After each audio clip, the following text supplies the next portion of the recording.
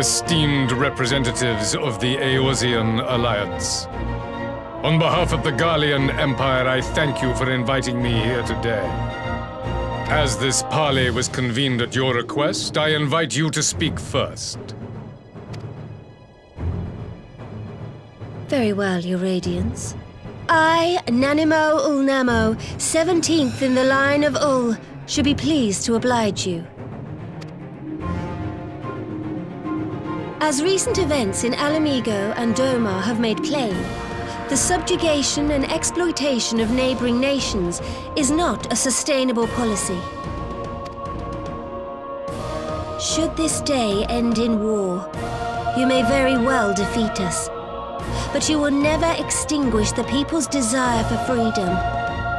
Though it may not be in our lifetime, there will be another revolution, another war, and the cycle will continue.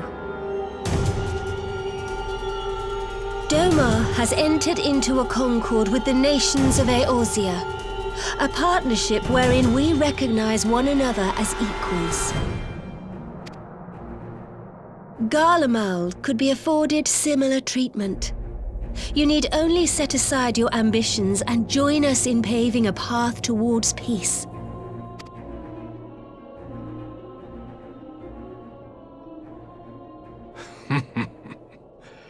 You will not win me over with sophistry, Your Grace. As you know only too well, this alliance lacks the strength to keep the peace within its own borders. Even now, your struggles with the Beastmen continue unabated. Divided, you sow this fertile soil with the seeds of your differences and reap naught but discord and chaos for your trouble. Eorzea must be united under one leader, one purpose. I would offer you both and bring an end to your strife. With all due respect, Your Radiance, the only thing that you offered the people of Alamigo was fear and hopelessness. The citizens of Domar can also attest to the meager arms of imperial rule. There is no purpose to be found in a life of oppression, each day more uncertain than the last. Our people are willing to die for their freedom. A great many already have, and countless more will, if we don't put an end to this madness here and now.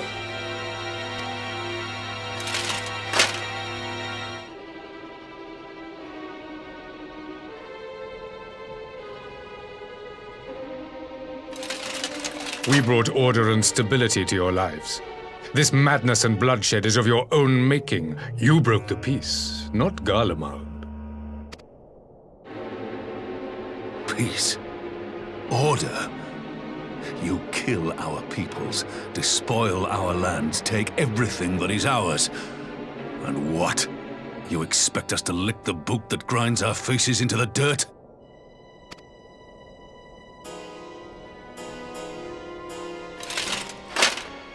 I expect you to weigh the costs, to recognize that countless lives have been lost on both sides in pursuit of a greater good, and to not squander all we have achieved in a fit of petulance.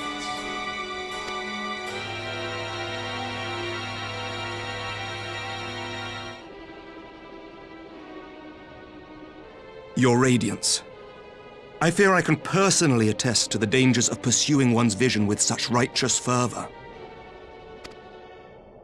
For 1,000 years, the Holy See of Ishgard waged war with dragons.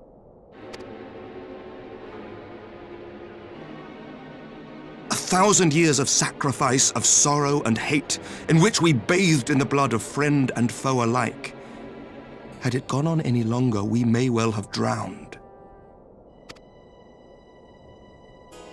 Yet we have chosen to raise ourselves out of this bloody spiral, and have since made peace with our former enemy. So I understand. No doubt the dragons were more receptive to your overtures in the wake of their leader's demise.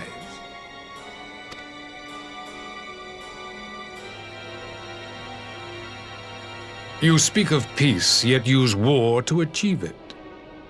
Your father would not have bothered to obscure his intent with honeyed words. He understood that strength is all that matters in the end.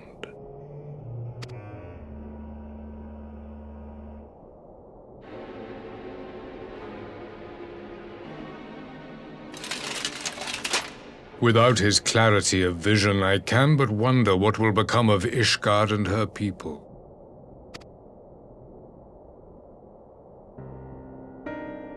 There was a time when Garlemald too lacked a leader of conviction. Weak and unable to wield magic, we were at the mercy of the strong from whom we sought refuge in the bitter cold of the north. Were it not for the discovery of ceruleum and the subsequent development of magitech, we might never have gained the power to take back that which was rightfully ours.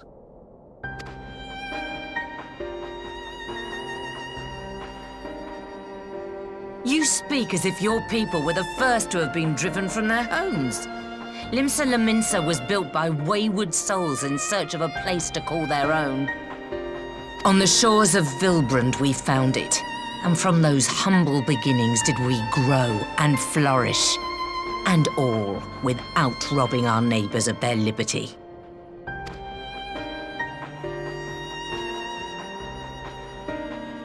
So saith the pirate. Am I to believe that you simply asked the kobolds to yield up their lands and that they were happy to oblige you? That you did not drive them out like rats in the hold of one of the many ships seized by your privateers?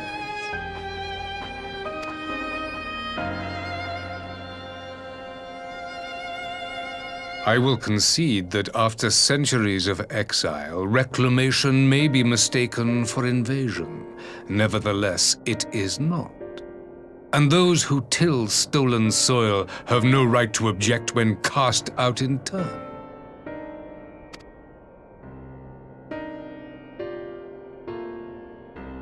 Your uncompromising nature rivals that of the Ixal. They too lament circumstances which they themselves perpetuate. Were they but to embrace peace, we would welcome them with open arms. Indeed, some few have done just that, and now receive of the 12's Wood's bounty. Would that your people might learn from their example.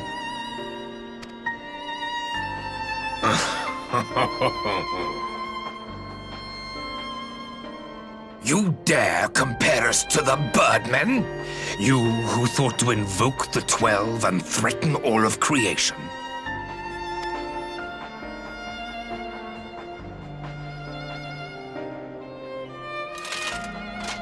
I came here in the hope of finding some speck of common ground, but I see now these discussions will accomplish nothing. Despite what you people may believe, I am not wont to choose the sword over the olive branch. 'Tis but a pity men are loath to accept one without first being shown the other.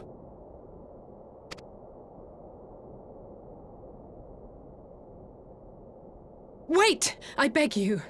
This meeting was supposed to be a chance to find a way forward together, not to bemoan the missteps which brought us here. Please. If you truly consider violence a last resort, there must be a way we can come to an agreement.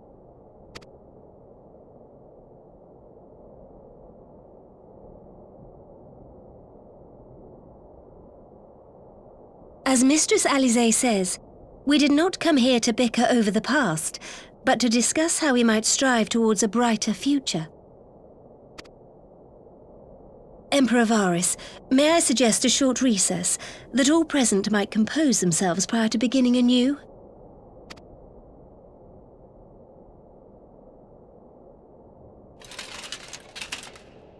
Very well.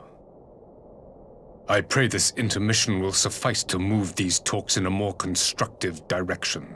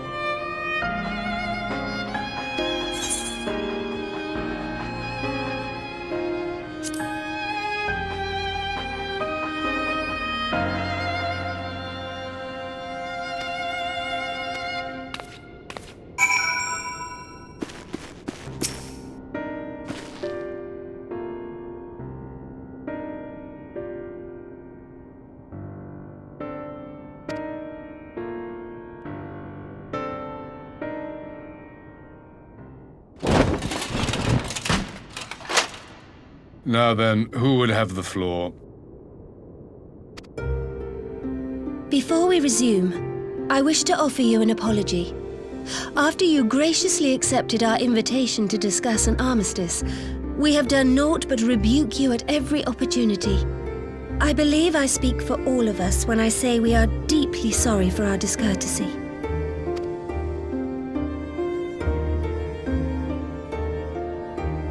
I'll admit your familiarity with our affairs surprised me, and served to remind me how little I know of yours. I think all here can understand the desire to reclaim one's homeland. But why expand further? That is my question. If I may, the answer can be found in the Imperial doctrine they took great pains to impart to my people. Recognizing the threat icons posed the world, Solus Zos Galvus decreed that they were to be eradicated. To this end, he began a campaign to unite all lands under the Garlean banner. Or so we were taught. Yet the Emperor only reached the burn, the Baron said to have been laid waste by icons, after conquering all the lands that lay between. What is more, I am quite certain the practice of summoning was not nearly so widespread in the days before the Empire's founding. When you put it like that, it all starts to sound like an excuse, doesn't it? But to distract from what? Why are you really waging this war?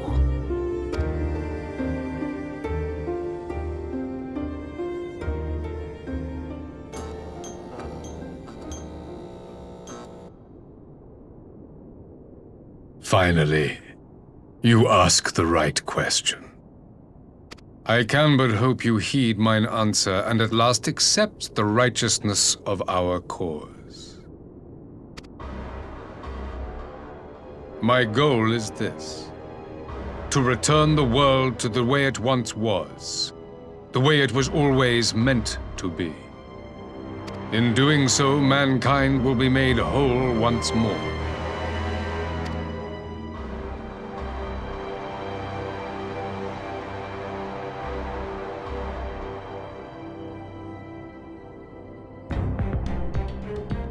No longer will we suffer from the dissension born of our differences. There will be but one race, a perfect race, as we were when time began. What in Rhalgr's name are you talking about? I am talking about the origins of this star, of the source and its 13 reflections. At the instant of the great sundering, 'twas not only the world that was shattered, but mankind itself. Thus were we divided into myriad races, each with its own unique imperfections. That is why man looks upon his neighbor and feels fear and hatred, why he wages war, why he kills his brother. You all in your own way have proven as much today. The peace you seek is but a fleeting solution to a fundamental problem. One which calls for more drastic measures. To bring about everlasting peace, our worlds must be rejoined.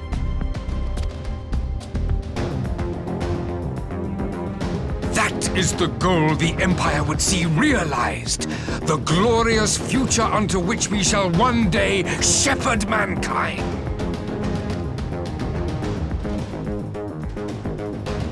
A rejoining of worlds.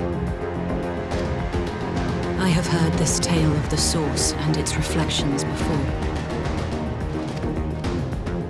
Are these not the selfsame desires as the Ascians? Emperor Varys, do not trust in their words. They will lead you to your doom. My father thought to use them, but in the end he succumbed to their temptations. He embraced summoning like so many other pawns before him. Do not tell us you mean to do the same.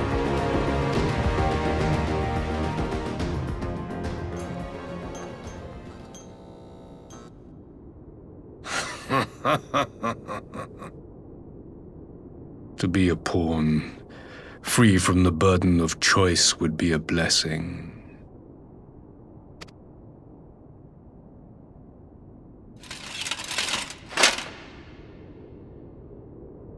But I forswore that privilege the day I learned that the Garlean Empire was built by the hand of an Ascian. What?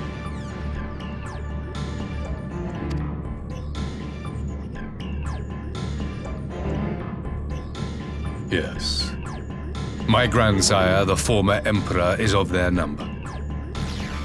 And who better to build an empire capable of bringing about the calamitous change we desire? Would you condemn me for this alliance, for bowing to the will of these shadowy masters, when the prize is true and lasting peace?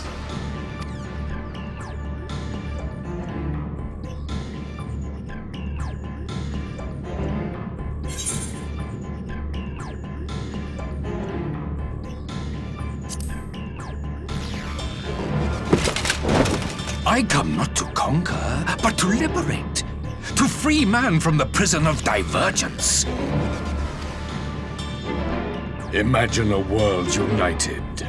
One perfect race beneath a single standard. An army before whose might these servants of darkness and light would fly as leaves in a storm, never again to meddle in man's affairs. We would be the masters of our own fate. I bid you join me, not as subjects of Garlemald, but of a new nation.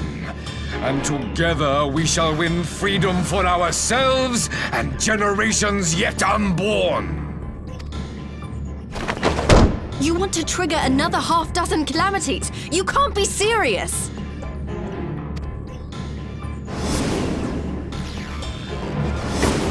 Have you forgotten how many died? There will be no one left!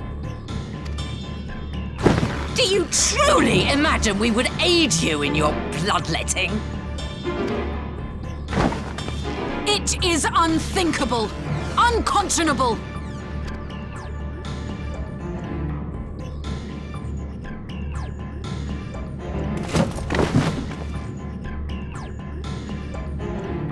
And what is the alternative? To be as cattle waiting for slaughter? I would have us work together that we might take fate into our own hands. Into your hands, perhaps.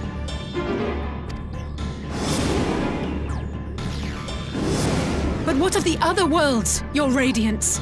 With every calamity, you obliterate a star and every soul that dwells on it.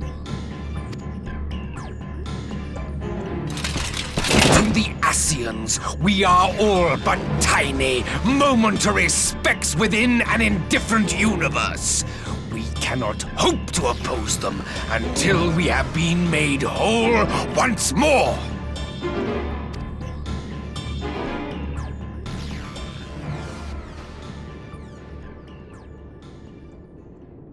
Are these truly the words of Garlemald's ruler? The flaws and foibles which you so abhor are what make us who we are. Every nation, even yours, Emperor Varys, is made whole through the combination of these imperfections, the strengths of one compensating for the weaknesses of another. While it is true that man succumbs all too often to anger and avarice, he may yet overcome his baser instincts through the forming of bonds with others, fostering community and cooperation.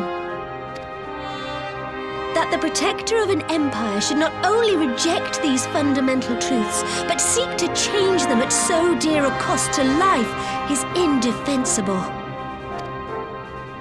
Such a man is not fit to govern.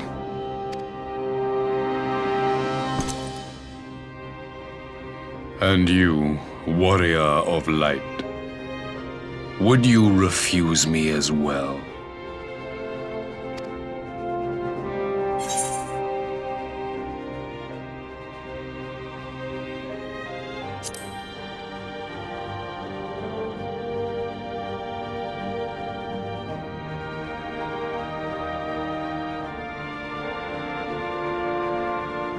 It would seem the Alliance is of one mind on this matter.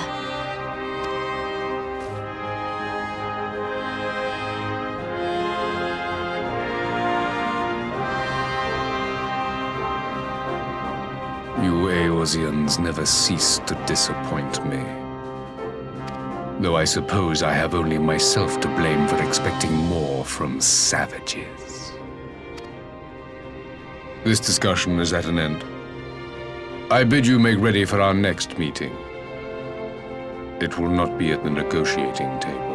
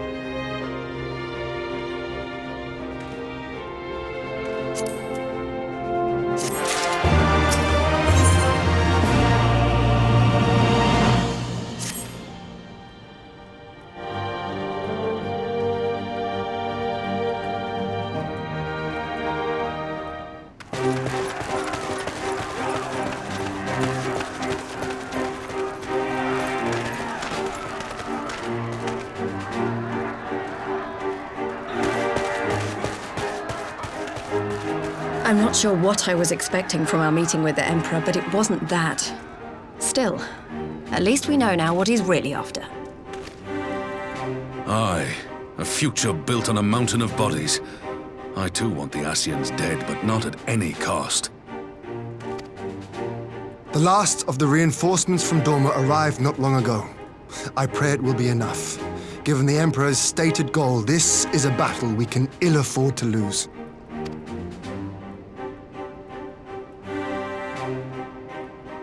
If the Gallians come in force, we may not have much say in the matter, even with our combined strength. We knew from the first that the odds would be against us. But if there is even the slightest chance of victory, we must do everything in our power to seize it.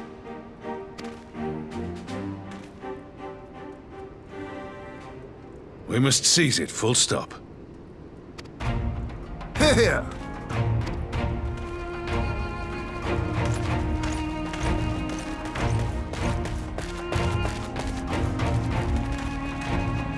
The two of you are to join an irregular unit and support the main host. I won't bother asking if you're minded to fight.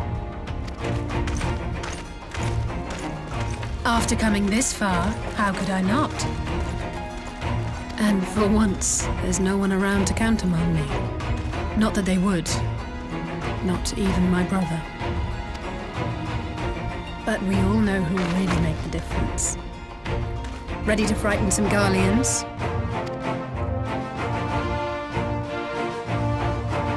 I wouldn't want to be on their side. Might I ask you to accompany the Dorman contingent? They are strangers here, and your presence would do much to raise their spirits.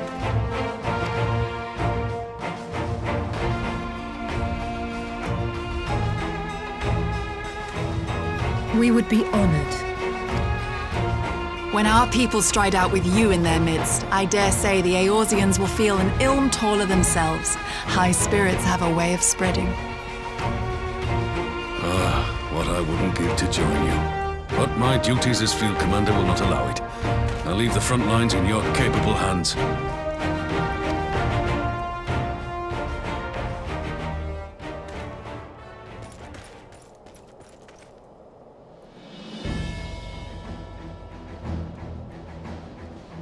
Comrades, ready your arms. The hour of battle has come. May the crystal guide us to victory!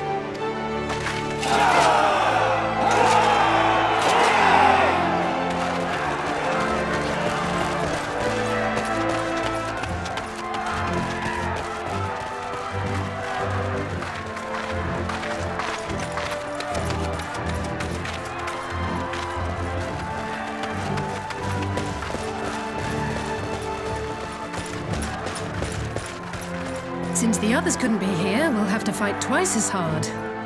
If Alphinaud wakes to find the Imperials have won, I shall never hear the end of it. It's strange. I thought I would be terrified when the fighting started.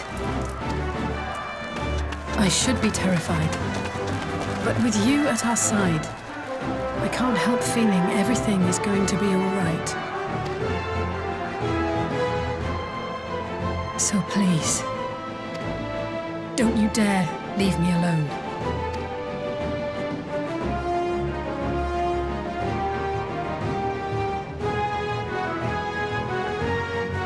No matter what happens, we have to survive together.